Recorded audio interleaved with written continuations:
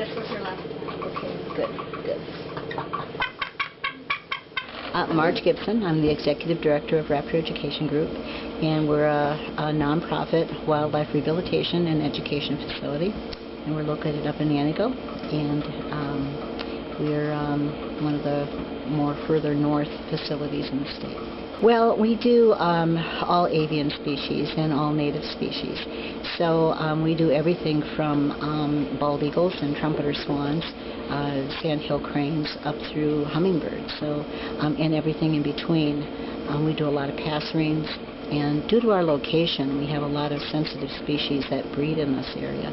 So we have warblers and the more sensitive sparrow species, tree sparrows and things like that breed here as well. And so in the summer we're raising lots and lots of babies, and getting them back out. And our work in the winter is very different.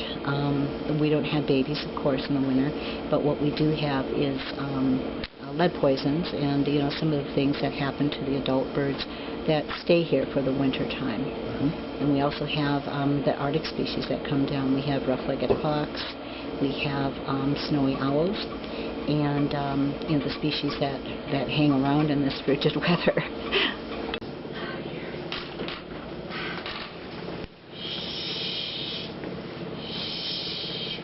What's going on? What's going on with you? That eagle came in 1995, and she had a broken wing. She was an adult at that time, and so we were able to repair her wing and get her back out into the environment, which was great. And then she came back in last year with an injury to the top part of her joint of the other wing, actually. And so she's been with us since that time, and it's amazing to see them when they come back in. They've been patients before, and then maybe 10 years later they're a patient again. But the one thing that's different with wildlife than, for instance, our own medicine, human medicine, is that they really have to be 100% when they go back out. There's flying across the road is not enough. They have to be able to provide for themselves. They have to be able to protect themselves from predators, and the wild world is tough. They have to be,